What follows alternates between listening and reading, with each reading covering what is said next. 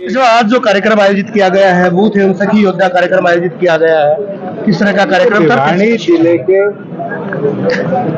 950 बूथों पर पार्टी का जो बूथ योद्धा कार्यक्रम था उसकी पहली बैठक करी गई। कैसे बूथ मैनेजमेंट आगे लेकर चलनी है, कार्यकर्ताओं से उस पर चर्चा भी हुई है, उनके सुझाव भी आए हैं और अब इसको एक हफ्ते बाद हल्का लेवल पर और फिर गांव लेवल पर, उसके बाद पोलिंग स्टेशन लेवल पर और बूथ लेवल पर हम लेके जाएंगे, जिससे एक तो जो ग्रामीण अंचल पे पार्टी के कराए कार्य उसका पूरा विवरण दे पाए और दूसरा नए साथियों को कैसे बूथ पे जोड़ा जाए, बूथ को कैसे मजबूत किया जाए और जीता जाए, उसके ऊपर काम को आगे लेकर चलते रहेंगे। सभी साथियों ने बड़ा अच्छा काम किया।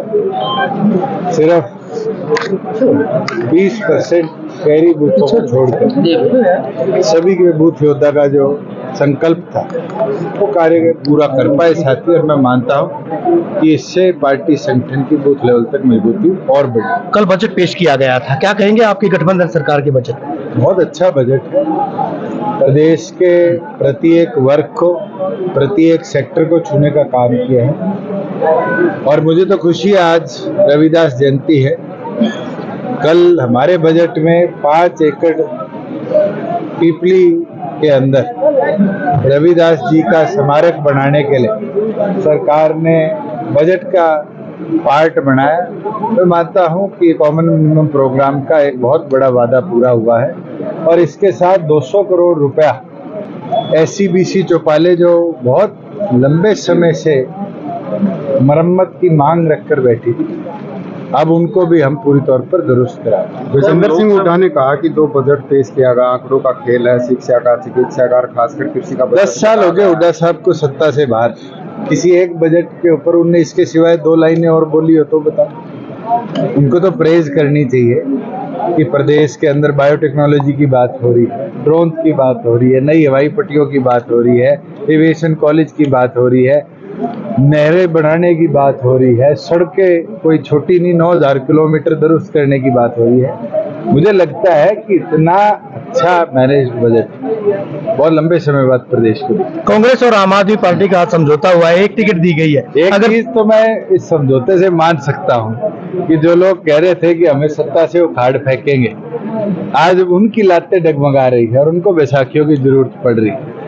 हमारे गठबंधन ने बड़ा अच्छा काम किया है और आज उसका नतीजा है कि कांग्रेस का भय आम आदमी को कुरुक्षेत्र की सीट ले गया। मैं तो सोचता हूँ कि अब सुरजेवाला जी क्या करेंगे, कहाँ जाएंगे, नवीन जिंदल जी क्या करेंगे, कहाँ जाएंगे। ये तो बहुत बड़ा SRK को भी झटका है और पुराने सांसदों को भी झटका है। दुष्यंत जी की पार्टी कितनी टिकट लेगी अगर बीजेपी जेजेपी गठबंधन कायम रहता है? काम कर रहे हैं वो 10 पे अपना काम कर रहे हैं। ये तो अलायंस है, बैठ के चर्चा कर जो निष्कर्ष निकलेगा उस पर चुनाव लड़ेंगे।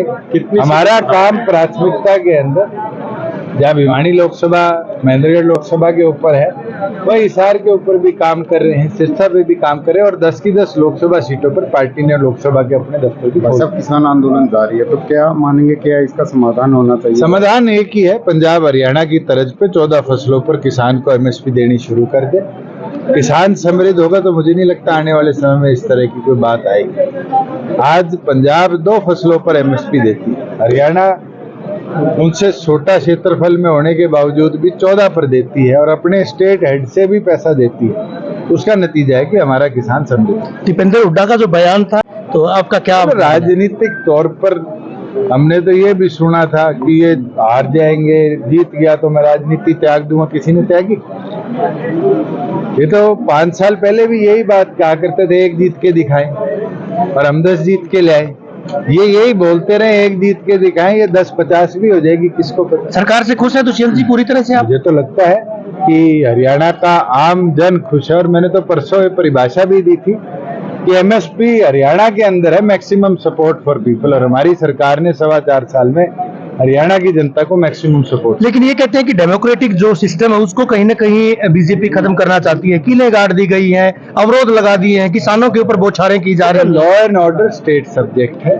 हमारे प्रदेश के नागरिक को तो नहीं परेशान किया जा रहा। हमारे प्रदेश के लॉ एंड ऑर्डर मेंटेन के लिए प्रिकॉशनरी कोई पुलिस विभाग ने कदम उठाए तो प्रिकॉशन के तौर पर कि वे प्रदेश की व्यवस्था ना बिगड़े। एक सवाल भी खड़ा किया गया है कि ईवीएम जो है उसको बंद किया जाना चाहिए। ईवीएम में गड़बड़ी होती है, जहां कांग्रेस जीतती है वहां ईवीएम की बात नहीं आती, आम आदमी पार्टी जीतती है ईवीएम की बात नहीं आती। आपको लगता है कि ईवीएम में कोई गड़बड़ होती है? आज सुप्रीम कोर्ट ने भी इसको टेस्ट कर लिया है, अलग अलग जगह से भी ये टेस्टेड है। उसके बावजूद भी किसी के मन में कोई संशय है तो जरूर कोर्ट के माध्यम से उसको चेक करवाना चाहिए। मुझे तो नहीं लगता, क्योंकि हमने पिछले लोकसभा चुनाव के बाद वीवीपैट्स भी चेक कराई थी और इस हर लोकसभा जब मैं चुनाव लड़ा था तो हर राउंड में हम एक मशीन की वीवीपैट चेक कराते थे। मुझे तो कोई संशय नहीं आया, मगर कई लोगों की एप्रीहेंशन है, क्या पता समय अनुसार वो एप्रीहेंशन सत्य भी हो, और अगर सत्य है तो जरूर कोर्ट का दरवाजा खटखटाकर उन एप्रीहेंशन को दुरुस्त कराना। चर्चा ये भी है कि इनेलो भी गठबंधन में शामिल हो सकती है अभी आखिरी दौर में,